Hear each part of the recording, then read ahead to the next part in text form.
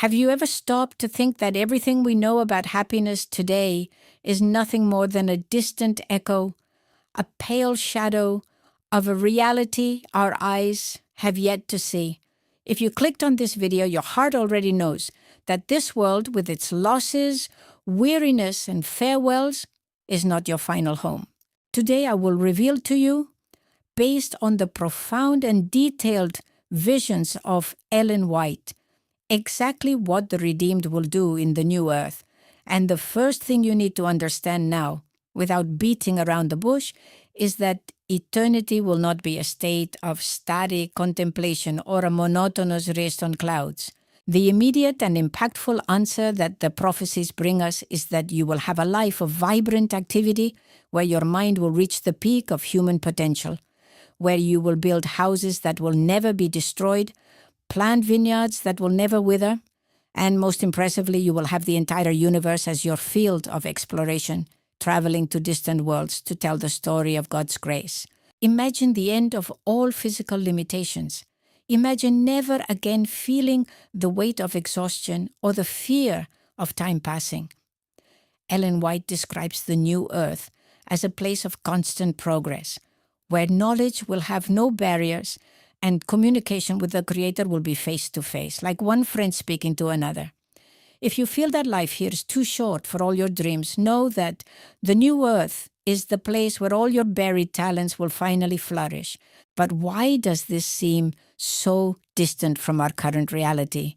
Why do we often visualize heaven as something immaterial and uninteresting? The truth is that we have been trained to look at the ground, while the celestial mansions are being prepared with details that defy human logic. Can you visualize yourself walking through fields of a green that doesn't exist here, listening to music that not only sounds but vibrates in every cell of your restored being? The urgency of this message is that the time for preparing for this reality is running out, and understanding what we will do there is the fuel to endure what we experience here. I want you to stop for a second now and write in the comments, "I want to be there." Write this as a seal, as a commitment to your eternal future, because what we are about to explore will completely change how you face your struggles today. We are talking about a total restoration of human dignity, where science, art, and history will be taught by the very master of the universe. There will be no more veil of ignorance. Ellen White recounts that the redeemed will engage in such profound studies that the mysteries of creation, which even the greatest scientists today cannot decipher, will be as clear as day to each of us. Life on the new earth is a continuation of a friendship that begins now, at this very moment, as you listen to these words. The promise is real, the place is physical, and the activities will be as tangible as the air you breathe. What the redeemed will do is not only live forever, but reign, create, love without the shadow of selfishness. And above all, discover that the adventure of life is only just beginning. Feel the intensity of this promise burning in your chest. For every detail left in the prophetic vision serves to remind us that we were made for infinity, and that nothing less than infinity can satisfy us. The new earth is right there, beyond the horizon of our current difficulties. And what awaits us there is so glorious that the pains of this present time don't even deserve to be mentioned. Imagine yourself now before the throne, receiving the crown of life, not to boast, but to cast it at the feet of the one who made all this possible. This is the reality that awaits you, a routine of discoveries where each eternal morning will bring a new dawn, and each encounter will be a celebration of victory over death. Do you feel this urgency? Do you perceive how this vision transforms your weariness into hope? The secret of the new earth is that it is God's original plan finally being executed without interference, without sin, and without pain.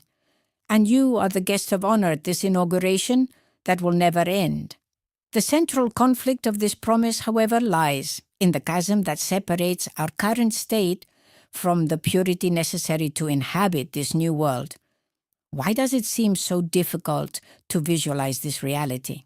Ellen White warns us that the greatest obstacle to understanding the new earth is our minds, darkened by sin, which makes us see the sacred as something mystical and lifeless, when in fact life there will be much more real than the life we live here. The decisive problem is that our human nature has become accustomed to survival, to scarcity, and to the pursuit of momentary pleasures that never fill the emptiness of the soul. The intensity of the message increases when we realize that the new earth is not just a place of recreation, but the scene of a conflict that has been won. Each scar on Christ's hands, which will be the only reminder of sin in that place, will serve as an eternal reminder of the price that was paid so that we could build our homes and inhabit them. The conflict here is between having and being. In this world, we struggle to possess things that time destroys. There, the focus will be on character development and the expansion of intellect to levels that are impossible today. Ellen White emphasizes that all faculties will develop, all abilities will increase, knowledge will be acquired without fatigue. The greatest scientific enterprises will be accomplished, the highest aspirations will be achieved, the loftiest ambitions realized, and yet new heights will still arise to be reached, new wonders to be admired, new truths to be understood, new goals to sharpen the faculties of the mind, soul, and body. Do you perceive the depth of this? The conflict you face today with your intellectual limitations, your failing health, or your failing memory will be utterly annihilated. But there is a growing tension in this revelation. To live this intense and vibrant activity, our hearts need to be attuned to the frequency of heaven even today. There will be no place for selfishness in the new earth. The activity of the redeemed will be guided by service and selfless love.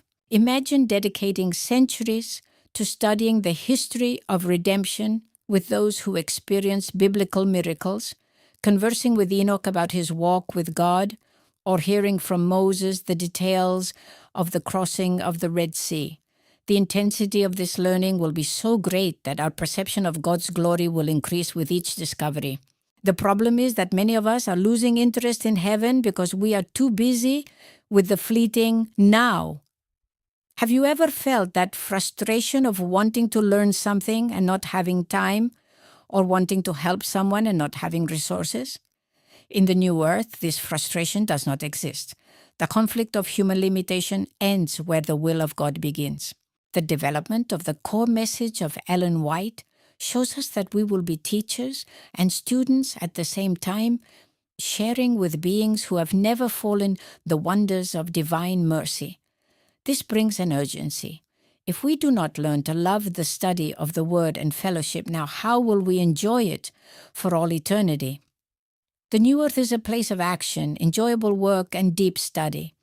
It is the end of the dichotomy between rest and productivity. There, work will be resting in the will of the Creator. Can you feel the weight of this responsibility and the beauty of this transformation? Pause for a moment and reflect. What area of knowledge or skill do you most want to develop when time is no longer an enemy? Share here what your greatest dream of learning in eternity is. This interaction is fundamental because it makes us exercise faith in what we do not yet see, but which has already been guaranteed by the one who cannot lie. The main conflict, therefore, is not about the new earth itself, but about our preparation for it.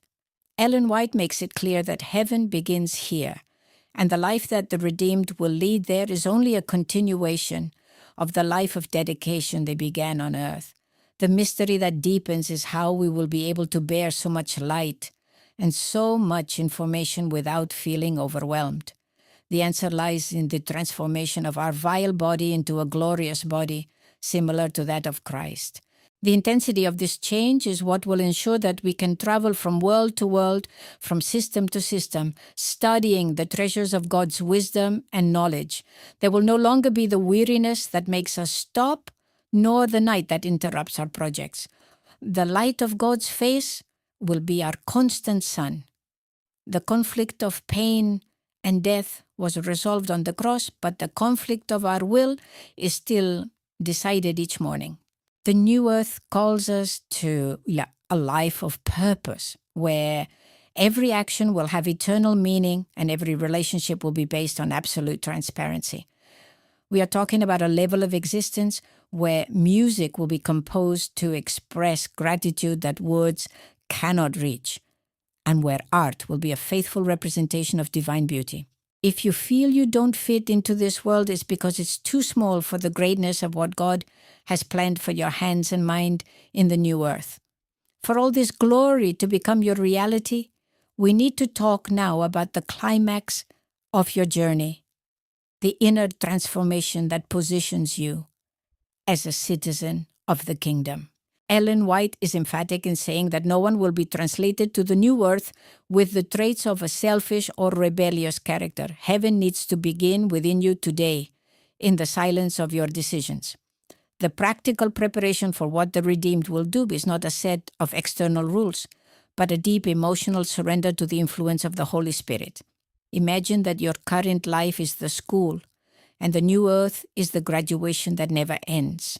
There, the redeemed will engage in what Ellen White calls the study of the ages, where the mystery of the cross will be the theme that occupies our minds and tongues for all eternity.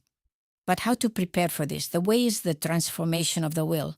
You need to cultivate now a taste for the presence of God, because there, the apex of all activity will be the face-to-face encounter with Jesus. Imagine the scene. You're walking along the banks of the river of life, and suddenly you realize He's coming toward you. There is no fear, no guilt, only perfect identification. He looks at you and knows every struggle you have silently overcome here on earth. He will show you in the records of heaven how each of your tears has been transformed into a pearl of experience. This is the closure of all human conflict. The final answer to your pain is not just the end of suffering, but the understanding that God was in control of every detail. The new earth will be the place where all the difficult questions will be answered. Why did that plan go wrong? Why did that loss happen? According to Ellen White, Christ Himself will lead us to the fountains of living water and explain to us the mysteries of providence that seemed incomprehensible to us here. The closing of this message is an urgent appeal to your heart. The invitation has been made, the price has been paid, and the place is ready. Can you feel the beating of God's heart longing for your return? The decision to be there needs to be made now, with total and unreserved surrender. Don't let the cheap distractions of this world steal from you the right to build your home on the new earth or to explore the cosmos with the angels. I invite you to take a step of faith today. If you feel this message has touched the deepest part of your soul, I want you to take a clear stand, like this video as a sign that you accept this plan for your life, and share it with someone who is tired and hopeless, so that this light may also shine on their path. Subscribe to this channel, because here we will continue to explore the truth that prepare God's people for His soon return. Now, I want to close this moment with a personal request. Write in the comments a short prayer or a phrase of decision, such as, "Lord, prepare me for your kingdom." This is not just a comment. It's a public testimony of your hope. Remember, the redeemed will not be there by their own merit, but because they have accepted the friendship of the one who is the king of that place. The new earth is your destiny. Peace is your right, and eternity is your time. Feel the Father's embrace in this moment and visualize yourself there, free, radiant, and finally home. The time of pain is ending and the eternal morning is about to break. May the desire to be there be the force that moves you each new day. We'll see each other in the new earth, where love will have no end and our joy will be complete forever. Amen.